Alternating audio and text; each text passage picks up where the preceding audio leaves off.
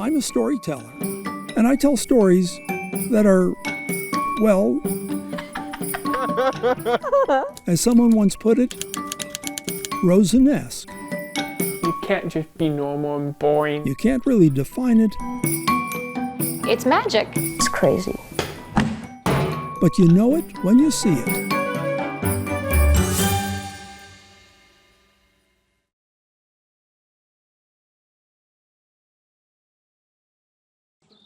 Once this, for Chad Littlewood, You're up and up right now. 11-9, you said? was the sound of just a barbecue side dish. Cornhole, a homespun game with friends. Yes, I'm good enough to not hit the baby for the most part. But then the database administrator started selling homemade cornhole boards. It was more of what we thought would just be a hobby. They're all running from you, Peter. Now cornhole Do all the printing. is this. Our laser cutters, our main sewing area. They get flipped and then filled. Basically overtaken our lives. All cornhole, which last year sold almost $8 million of boards and bags. A bellwether of the game's recent rise. 7 years ago, the American Cornhole League launched. These bags are live. And soon, professional cornhole players Got an opportunity for an and one were shot. on TV. Even thanks to 27 feet of social distancing during a pandemic. They were pretty much the only sport on television. Started watching it for a little while. I'm like, this is crazy. And then I see these guys. Salesman A.J. Palmer watched and said, Shoot, I feel like I could do that. now here at home, cornhole, his wife says, There's his family and then cornhole, is number 2. I hope. Now he's in the basement every day, I'm a very, very competitive person. practicing for the state championship. Competitive sports were a huge part of my life. And it was able to give me that like adrenaline rush. It's like my happy place where I can just have fun and play. He's trying to become the first Utahn to turn pro. With the ACL purse now at $1 million, Florida pro Rosie Strecker quit teaching. Because with sponsors and the money that I was winning, it was more than covering my teaching salary. One weekend, behind a Riverton bowling alley, bags fly, and players vie to be the best in the state. Vernal realtor Joyce Zufeld wins women's singles. Gives you a little bit more confidence in yourself, especially when you win, and a little more confidence in life. We're live here. We're now at the Utah State Championship BYOP Advanced Palmer Doubles. and partner Braden Matheson end up in the finals for men's doubles. 4 players, 1 bag in. Left side, 2 bags in now. It's about consistency. 100%. AJ looking to collect, misses it. And a lot of it is just whether you can stay concentrated long enough and really stay out of your own head. Right side's had the momentum for about 3 rounds. Left side on this end, AJ's having trouble finding the hole. In the final game, a lead That is game. turns into a very disappointing loss. Yeah, that one hurt. Gotta dig deep and come back strong. I mean, that's what all the good ones do. No doubt Palmer's family will be hearing a lot more of this, the sound of a game that's no longer just for barbecues. Peter Rosen, KSL 5 News. 3. Feels extreme. 2. Almost like a different reality. 1. Go! They sound like angry insects and look like a blur. What you're watching is drone racing taking off. It took off for Matt Key when he bought his son a toy quadcopter for Christmas. You can pull it away. We thought it was the most amazing thing that we've ever seen. Let go of it. Soon a guy who'd worked on aircraft carrier propulsion systems 1,200 pounds main steam. was building drones My whole house was overran. everywhere. Into the bedroom, he actually set up an area and half of the room. In your bedroom? In my bedroom, in the front room, in the kitchen. See the HUD display? Now Key works for an online drone store, Drones Etc., and races with friends. They fly small machines stripped down for speed and, using onboard cameras, navigate with a drone's eye view beamed back to video goggles. It feels like you're in a cockpit of a jet. So you get the vertigo feeling, I can't even stand up and fly. I have to sit down. Sorry. I hit the grass and I spun around. Oh, I see you! Upside down! What's fun is when I go to the park, they're even coming out with a Barbie drone. You see how all the kids follow me around. Yep. Watch, she's gonna do some acrobatic stuff. A lot of times I'll put the extra set of goggles on them. Whoa! And they'll actually tip over. I better sit down. The technology is relatively new and has been reserved for weekend do-it-yourselfers. But now when people look through those goggles, they see more than a high-tech RC hobby. They see a new kind of NASCAR.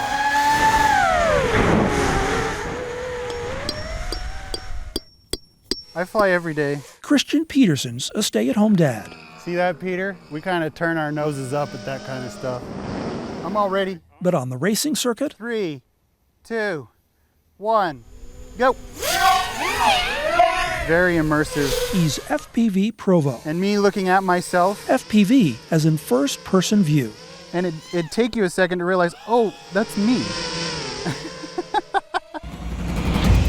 Welcome to DRL, Drone Racing League. This year he appeared on this race series backed by the owner of the Miami Dolphins, an effort to draw online spectators. We're flying around the bleachers, through the concourse. With elaborate courses and LED-laced visuals. Oh! Drone racing is fast-paced. I've hit 80 before. So fast, it can be hard to follow. And it's crash-prone. There's hardly a race when there isn't a crash. It happens to everyone, so.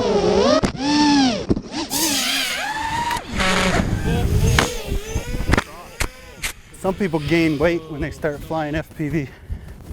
Not me. Peterson recently went to Dubai to a race with a $1 million purse, and his team came in 6th.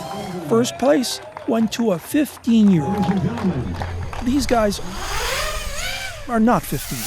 43 years old, graying. Some have bad knees. My knees, my joints.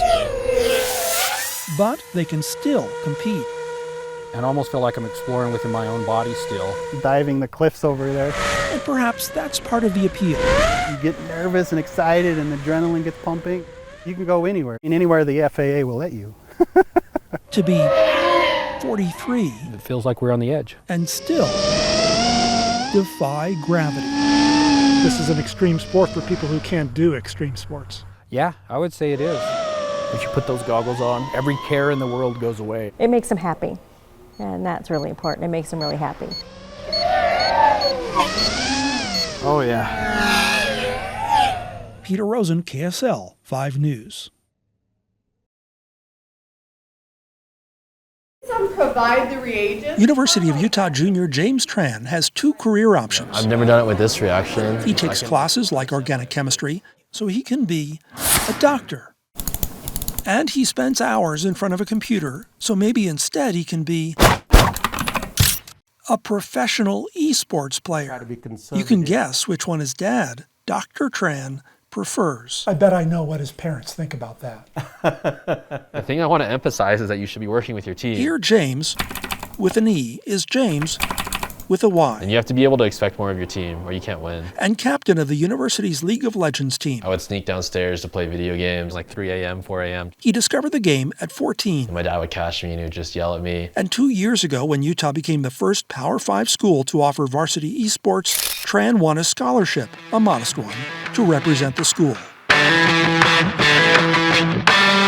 Esports here, in many ways, looks like a traditional sport. You guys prioritize plates. Tran has coaches, he reviews tape. I like all the vision in the river here. He scrimmages. I'm looking at the front line. Here against Ottawa. We're going after him, I'm not dead. Vane does not have QSS. Find Zoe if you can. And altogether devotes about 40 hours a week to the game. That's a lot of time. I think in order to be good at it, you just have to devote the same amount of time that you would with any traditional sport. He's really good. Like the 0.001% of the population of League of Legends in North America. All right, well, let's take a look at the roster for Utah. One Sunday morning, Micah Tang, aka Ryder, and his Hearthstone team take on Stanford. We're the best, dude. one of the most promising and highest rated players in North America. The first player actively recruited from out of state. And we went to his high school last year and had a signing ceremony there.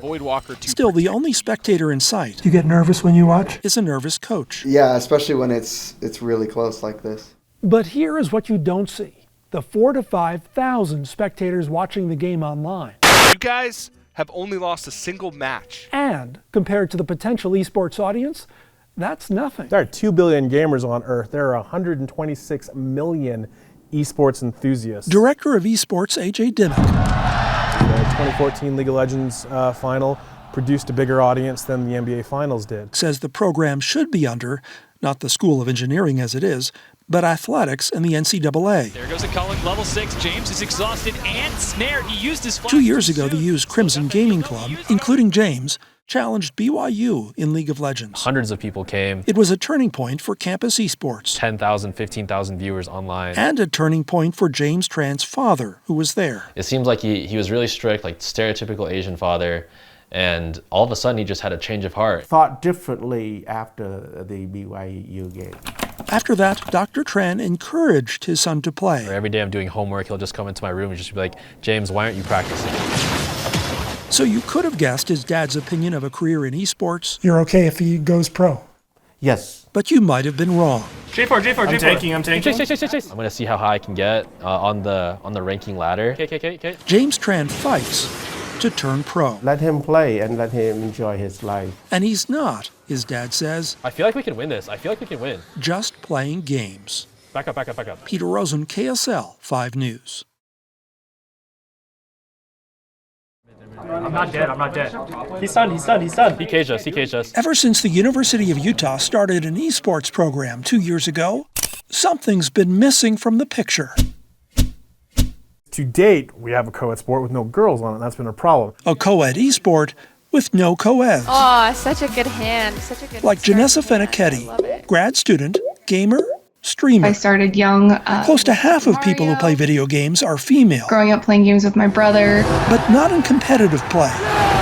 Female pros in some leagues are almost non-existent. Evelyn Lee, who coaches the all-male Overwatch team, agrees the problem's on the virtual playing field. The word often used is toxic. No matter what age I was, you were constantly hit with derogatory female terms or discouraged to play the game because you're just on the basis that you're a female. The picture at the U changed a little a few weeks ago when Fenichetti, who was not on the esports director's radar. Usually when you have really good players, you know who they are and you know they're here.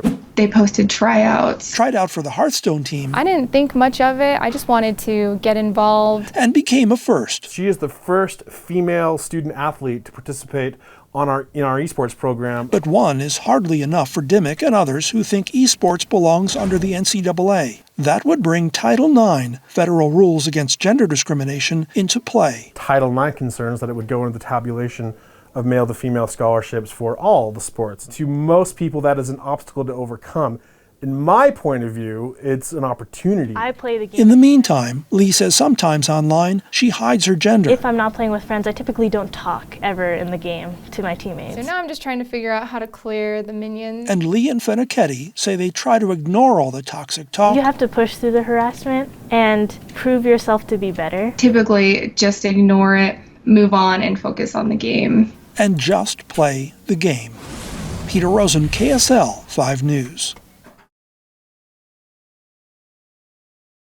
Last call from 4x4. You got to be able to tune out all the noise. Concentration.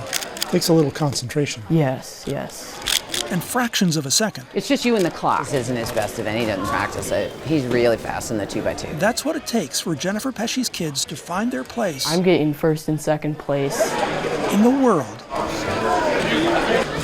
of speed cubing. Erno Rubick's cube was a hit in the 80s. But it wasn't until a 2003 World Championship that competitive cubing took off.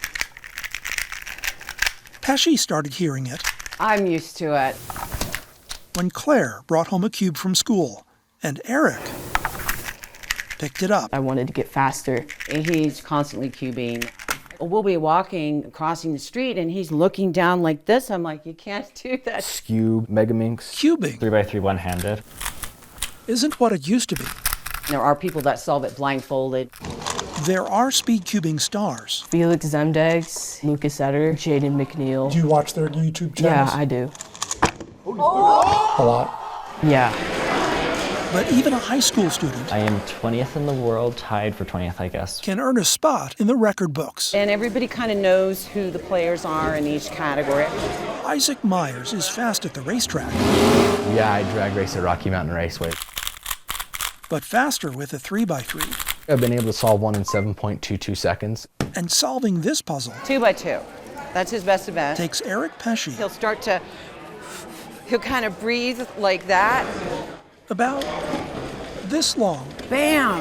if that. My fastest solve that I've gotten was a 1.6 seconds. All it takes Every day for at least an hour.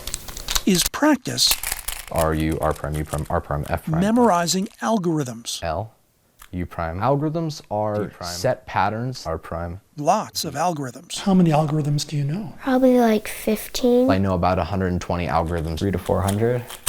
The second I know what I need to do, I do it without thinking. And I look at the other pieces of the cube to make it go faster. So you don't have to be Do you have to be a genius to be able to solve some of these cubes? a genius. Nope. Well, that's like the stereotype, but You don't do really have to need be, a genius just to like be Eric Pesci, perseverant and a hard worker. a hard worker. And not afraid to fail. A lot of people just give up before they even start. Speed solving requires sticking to it. How come you didn't give up? Because I knew that I could do it. Nice! Wow! The qualities that make a good speed cuber: So fun to see your progression. Oh, can I do it better and faster and... Getting better is just fun to me. may someday help Jennifer Pesci's children Do you think those are good qualities to have? Yes, definitely. solve more than just a puzzle. Oh, nice! Peter Rosen, KSL 5 News.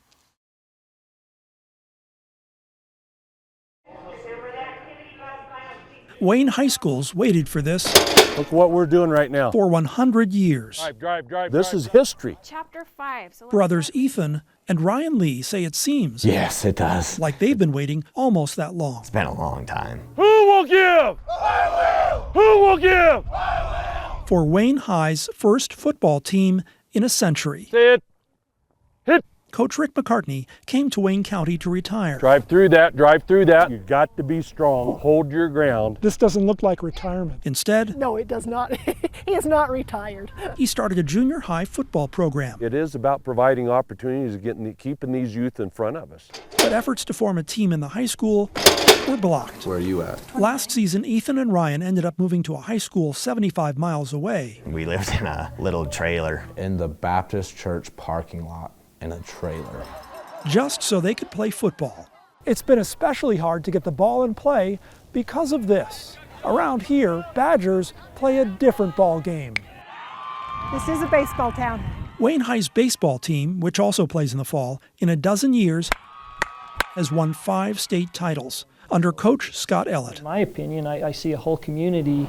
Apple pie, America, baseball. That's what it is. it's a very big source of pride. Buying into a baseball program that's been strong and successful. In rural Wayne County, the two programs would compete for limited funds and a small, Very small. We have 152 students. pool of athletes. But football boosters found sponsors and donations. We are privately funded. The county loaned the school its rodeo bleachers. Look where we've come from and where we're at. Go get them. On the break. Ready? And this year they made history Come on, Badgers! Let's keep them out of there. Put some pressure on this clown. when Dan Summers' grandson kicked off the first game. Oh, I'm as proud as punch. Ball, ball, ball, ball, ball, ball. Middle, middle, middle. Go get it! The team has struggled. Well, we're 0-8. We got a lot of kids on this team right now. This is their first year playing football.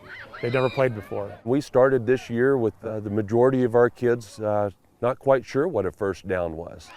But Coach McCartney makes it clear We don't talk often about winning or losing football games. this is about more than football. We believe we take care of home, we take care of school, If you have one grade lower than a C-, you got to start getting it up. and we take care of each other. This represents everything our program is about right now. It's about Who will give? giving. I will. Go.